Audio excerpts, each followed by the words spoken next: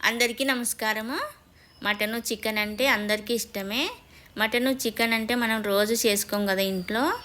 అలాగే mutton chicken లేకపోయినా కానీ మటన్ చికెన్ లాగానే మంచి గ్రేవీ అయితే తయారు చేసుకున్నాము. ఇలా చేసుకున్నామంటే మనకు బిర్యానీలోకి, చపాతీలోకి, ఒట్టన్నంలోకి, రాగి సంకట్లోకి చాలా బాగుంటుంది.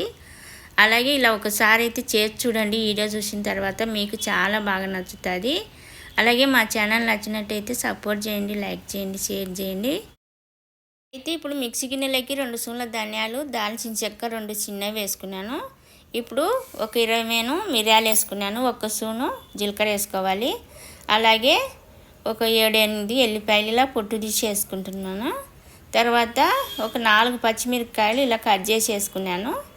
తర్వాత అల్లం ముక్కలు ఒక 4 అల్లం ముక్కలు చిన్నవి అయితే తీసుకుంటున్నాను. ఇలా అల్లం ముక్కలు వేసిన తర్వాత ఇందులోకి ఒక 2 స్పూన్ల తెల్ల నువ్వులు కూడా వేసుకోవాలా. తర్వాత ఇందులోకి కొంచెం కారం వేసుకుంటున్నా. మనం మిరియాలు, పచ్చిమిరపకాయలు అన్నీ వేసాం కాబట్టి కారం వేసేటప్పుడు మీకు సరిపోయినంత చూసి వేసుకోండి. ఇప్పుడు ఇందులోకి ఒక గుప్పడంతా కొత్తిమీర వేసుకొని మిక్సీ తిరగడం కోసం కొన్ని నీళ్ళు వేసుకొని ఇలా మెత్తగా మిక్సీ పట్టుకోవాలి. ఇప్పుడు 2 పెద్ద టమాటాలు ఇలా కట్ చేసి ఇవి కూడా మెత్తగా తిప్పుకోవాలి.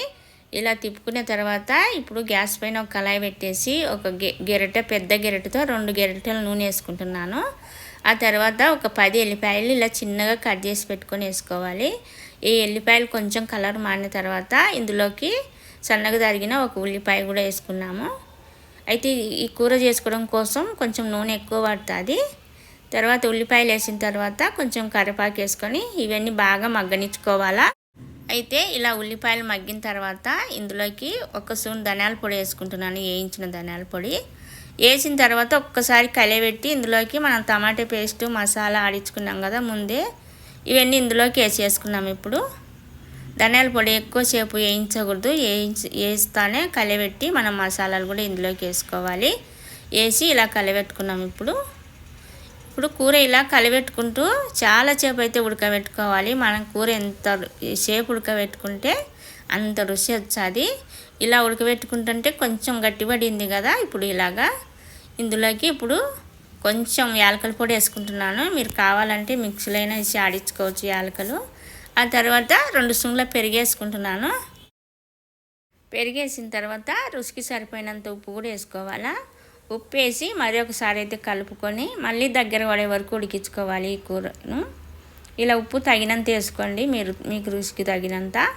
ఇప్పుడు కలబెట్టుకుంటూ మళ్ళీ ఒకసారి కూర అంతా గట్టి పడే వరకు ఉడికించుకోవాలి. మనం టమాటా పేస్టు, మసాలా వేసి గట్టిపడే వరకు ఉడికించుకున్నాము. తర్వాత పెరుగు వేసిన తర్వాత మళ్ళీ ఇలాగా గట్టిపడే వరకు అయితే ఉడికించుకోవాలి. ఇలా ఉడికించుకున్న తర్వాత 1 గ్లాస్ నీళ్ళు పోసి మళ్ళీ గట్టిపడే వరకు అయితే ఉడికించుకున్నాము. ఇప్పుడు ఇలా ఉడికించుకోవడం వల్ల కూర చాలా టేస్ట్ ఉంటుంది. ఇలా ఉడికించుకుంటే మనం చికెన్, మటన్ ఎలా వండుకుంటామో ఆ రుచి అయితే వస్తుంది. ఇలా ఉడికించుకుంటూ చేసుకుంటూ మసాలాలు వేసిన తర్వాత నీళ్ళు పోసిన తర్వాత కూడా ఇలా ఉడికించుకోవాలి. గట్టిపడే వరకు ఉడికించుకుంటే ఇలా నూనె పైకి తేలి కూర అనేది గట్టిపడే వరకు ఉడికించుకోవాలి. ఇలా ఉడికించుకున్నామంటే చాలా రుచిగా ఉంటుంది కూర. అంతే, మనకు చికెను, మటన్ లాగా గ్రేవీ అయితే రెడీ.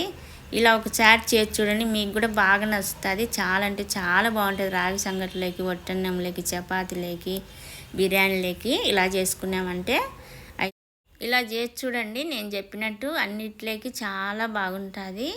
అయితే నేను ఇన్నిసార్లు ఉడికిచ్చాను, టైం ఎక్కువ పట్టిందేమో అనుకోవద్దు. చాలా తక్కువ టైంలో అయినా చేసుకోవచ్చు. మనం అక్కడే కలబెట్టుకుంటూ ఇలా ఉడికించుకుంటే అయితే మనం ఇలా ఉడికి పెట్టుకోవడం వల్ల చాలా రుచి ఉంటుంది. అయితే మీకు ఈ గ్రేవీ నచ్చినట్టయితే మా ఛానల్ సపోర్ట్ చేయండి, లైక్ చేయండి, షేర్ చేయండి.